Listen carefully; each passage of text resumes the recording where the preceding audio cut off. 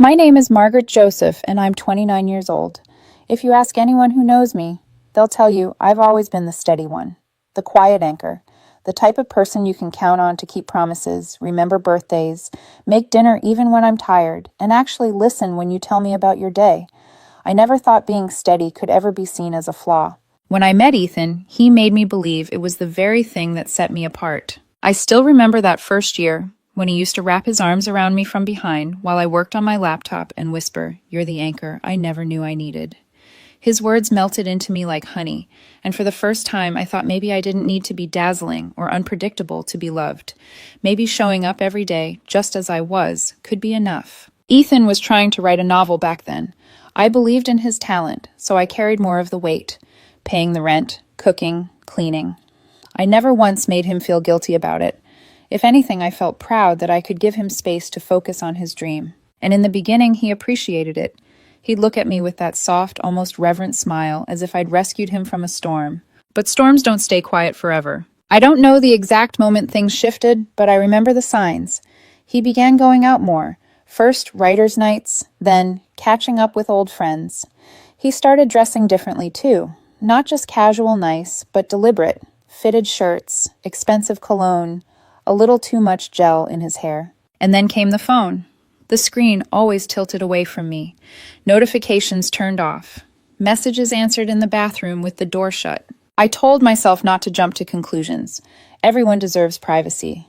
But in the back of my mind, a cold suspicion began to take root. One night I was walking past the living room and heard a woman's voice on speaker, not laughing politely, but the kind of laugh that curls around words, intimate. Ethan's head snapped up when he saw me, and he ended the call in a heartbeat. "Who was that?" I asked. He didn't even flinch. "Oh, that's Melissa. We were friends in college. She just reached out." "Melissa?" I repeated slowly. "Funny, you never mentioned her before." Ethan shrugged, forcing a smile that didn't reach his eyes. "It's not a big deal. She just gets me, you know? We went through similar stuff back then. It's good to reconnect." Something inside me clenched. "Gets you?" The words hung in the air like smoke. I wanted to say, "Haven't I been here every single day, listening, supporting, holding you together when you fell apart?" But his expression warned me off. A tired sigh, the kind people give when they want to shut down a conversation without refusing outright.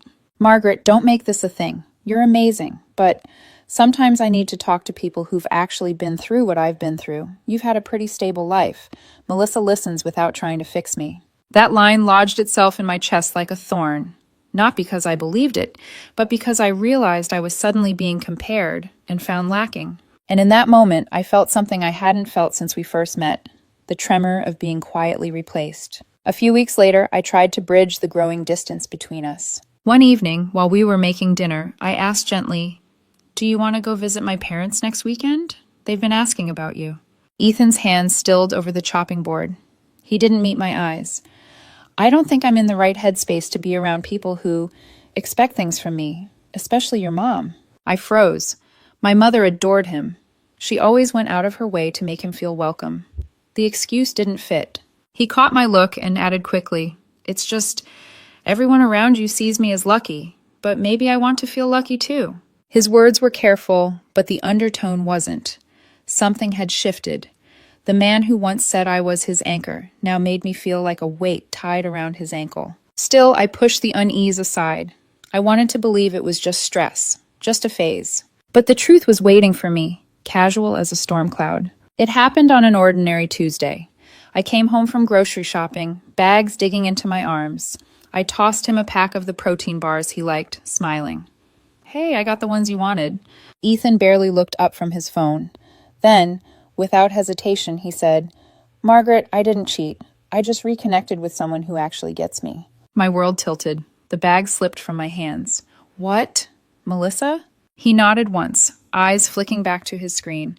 "We kissed, but it wasn't cheating. It was just closure."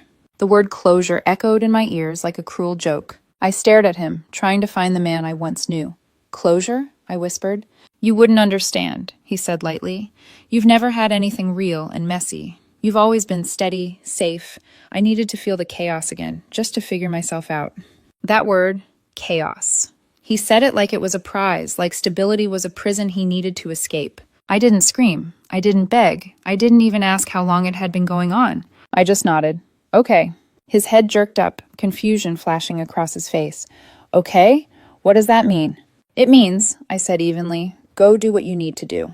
Maybe he expected me to fight, to cry, to give him the performance that would make his betrayal easier to justify. But I gave him nothing. That weekend, Ethan packed a bag and said he was going to Melissa's just to clear his head. He didn't know I had already made my own decision. While he was gone, I packed my things into 2 suitcases. I scrubbed the apartment until not a single trace of me remained. I left his keys on the coffee table, right beside the candle he once bought me last winter, now burned down to nothing but wax. And then I walked away without leaving a note, without leaving a goodbye. Because when someone can look you in the eye and rename betrayal as closure, you don't owe them a single word. The night Ethan came back to the apartment, I was already long gone. The drawers were empty, the closet hollow, my scent vanished from the sheets. At 7:42 p.m., my phone lit up. Ethan. Margaret, what the hell is this? Where are you? Why are your drawers empty? A minute later, Margaret, seriously, this is immature. I told you I needed space. This is a huge overreaction. 10 minutes passed. So you just leave while I'm gone? Like a coward? This is abandonment. That word, abandonment. The same man who had kissed another woman, who had justified betrayal as closure, was now calling himself the abandoned one. I didn't answer. The messages kept coming over the next few days. Each one shifted tones like he was trying on new masks. Anger, accusation, pleading, blame. This is cruel, Margaret. You knew I was vulnerable. You're throwing away everything we built. I never left you. You left me. I muted his number, but silence has a way of amplifying desperation. A week later, my phone buzzed with a name I didn't expect. Vanessa. She used to be Ethan's friend. Never really mine. Hey, Margaret. I just wanted to say, I get it now. I used to think you were too quiet, too passive, but I see what happened. Ethan's been a mess. Melissa dumped him after like 5 days, said he was too much, too intense. 5 days. That was the lifespan of the soulmate connection he had risked everything for. I stared at Vanessa's message, a bitter laugh catching in my throat. The very traits Ethan had accused me of lacking. The storm, the chaos, Melissa had rejected in him. Vanessa added one more line, not taking sides, but people are starting to see it. He romanticized dysfunction. You never had a chance. I didn't reply. I didn't want to be pulled into the gossip, but I couldn't stop the shiver of recognition. Ethan wasn't just unraveling, he was rewriting the story to make himself the victim. That night, against my better judgment, I checked his social media. The transformation was almost grotesque. The cheerful snapshots of us together were gone. In their place, black and white selfies, teary-eyed close-ups, cryptic quotes like, "You can't lose someone who was never really yours." The calm ones hurt you in silence. Safety isn't the same as love. The comments were turned off. I shut my phone and pressed my palms against my eyes, realizing exactly what was happening. Ethan wasn't mourning me. He was performing pain. He wanted an audience for his downfall, a stage for his tragedy. And in some twisted way, he believed I was still watching. Ethan's messages didn't stop. They only grew more desperate. At first, it was short bursts of guilt. Margaret, you're punishing me with silence. Congrats. You win. I'm miserable. Then it turned into full confessions, voice notes at 2 a.m. His voice cracked halfway through one. I know I hurt you, okay? But I was confused. You were so perfect it made me feel broken. Melissa was just a distraction, a test. But she wasn't you. She was never you. Please, call me back. I didn't. Instead, I started piecing myself back together. I took on 2 new design clients. I began sleeping through the night again. Even the smallest things. Waking up before my alarm, drinking coffee without nausea, listening to music I'd forgotten I loved, felt like signs that I was resurfacing. But Ethan, he was unraveling in public. Vanessa texted me again one afternoon. He posted one of his old short stories on Medium. It's about a woman trapped in a relationship with a passive-aggressive partner who uses silence as a weapon. The woman cheats, but it's framed as empowerment. The ending? She's alone, misunderstood, and readers are supposed to pity her. I read the description twice and felt a chill run down my spine. Ethan hadn't just rewritten our breakup for social media. He was fictionalizing it, bending it into a narrative where he was the victim and I was the villain. 3 likes. One of them was his own. Then came the shift in his messages. No longer just blame, but guilt bombs. Long streams of text without punctuation. Desperation spilling across the screen. I miss the way you looked at me like I was whole, even when I wasn't. I know I pushed you away, but it wasn't because I didn't love you. It was because I didn't know how to love myself. Melissa just made me feel seen for a second, but it wasn't real. It was never real. And now I'm stuck, and you won't even talk to me, and it's killing me because you were my person. I stopped reading. By then, I wasn't angry anymore. Not heartbroken, just detached, as though Ethan was someone I'd once known in another life. But detachment doesn't stop ghosts from knocking. It happened on a Saturday morning. I was in sweatpants, sipping coffee, scrolling through client emails, when I heard a knock on my apartment door. I opened it without thinking, and there he was. Ethan. He looked ruined. Hollow eyes sunk into dark circles, hair greasy and unkempt, hoodie hanging off his frame like it belonged to someone else. He smelled faintly of old cologne and stale regret. "Margaret," he breathed, like saying my name might save him. "Can we talk?" I stepped outside and closed the door behind me. "I don't think that's a good idea." "Please, just 5 minutes. I'm not here to beg." Then he laughed once, brittle and broken. "Okay, maybe a little begging." We sat on the concrete steps, the morning sun making his exhaustion look even harsher. He kept his hands clasped, eyes down, like a child caught lying. "You hurt me," he started. "More than I thought possible. You ghosted me, Margaret. You didn't even try. You just walked away like I was trash." I tilted my head, studying him.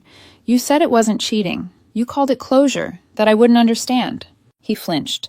"You're quoting me now?" "No," I said evenly. "I'm reflecting. You wanted honesty. I'm giving it to you." He shook his head, desperation tightening his jaw.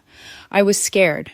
Melissa reminded me of who I used to be. She made me feel alive again. But she wasn't you. She could never be you. I stared at him, feeling the strange clarity that comes after a storm. "You didn't want to understand yourself. You just wanted to feel wanted by someone new. And when that burned out, you came back here, looking for what you threw away." "I didn't throw you away," he snapped, voice cracking. "I got confused." "Confused people don't kiss their exes and rename it growth," I replied. The silence that followed was heavier than any argument could have been. Finally, his voice broke into a whisper. "We were good together. I could see us finding our way back. You were home to me." I looked at him and realized something shocking. I didn't feel anger. I didn't feel longing. Not even sadness. I felt nothing. I stood, brushing dust from my sweatpants. "I'm not your home anymore, Ethan. I don't think I ever was. I was just a stop on your way to chaos." His eyes shone wet. "You're really not going to give me another chance?" I gave him a polite, detached smile. "No, but I hope you find what you're looking for, just not here." I walked back inside and closed the door. He didn't knock again. Ethan never reached out directly again after that morning on the steps. But ghosts don't die quietly. Vanessa messaged me a few weeks later. "Just FYI, Ethan's telling people you emotionally abandoned him. He says he tried to reconcile, but you refused to grow." I thanked her, then asked her not to send me updates anymore. I didn't need to know how he spun the story. The people who mattered already knew the truth. The rest? Let them believe whatever made them feel important. Still, fragments of his collapse drifted into my orbit. Screenshots from mutual acquaintances. A glimpse of his new healing account on Instagram. Cryptic quotes, grainy selfies, captions like, "Sometimes the calmest people are the most dangerous. Don't confuse silence with peace." 2 followers. 4 likes. Once, Lena, my brother's fiancé, showed me one post with disbelief. I only shook my head and turned away. Ethan could twist the narrative however he wanted. I was done caring. Because by then, my life had begun to bloom again. I'd found a small apartment, clean white walls, sunlit mornings, hardwood floors that didn't creak with memories. I set up a big desk for my design work, bought myself a cheap coffee maker, and hung a single plant in the corner. I named it Felix. It thrived more than Ethan ever did. For the first time in years, I felt free. And then life surprised me. I wasn't looking for anyone, but I met Lucas. No drama, no chaos. Just a man who didn't need to be rescued from storms or chased into calm. He was steady in a way that didn't drain me, because he wasn't fighting himself every second. With him, peace wasn't boring. It was effortless. We started simple. Coffee dates, bookstore walks, cooking dinner together on slow Sundays. He didn't romanticize dysfunction.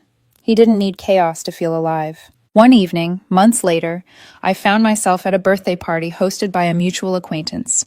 Vanessa was there, along with a few of Ethan's old friends. "You look good," Vanessa said, hugging me. Like, actually good. Rested, calm, confident. I smirked. "I sleep better when I'm not being gaslit." The group laughed, but I noticed the way their shoulders relaxed, as if they'd been waiting for someone to say it aloud. Then, across the room, I saw him. Ethan. He hadn't seen me yet. His hoodie sagged off his frame. His hair was unkempt, his eyes restless, unfocused. He held a drink but didn't sip.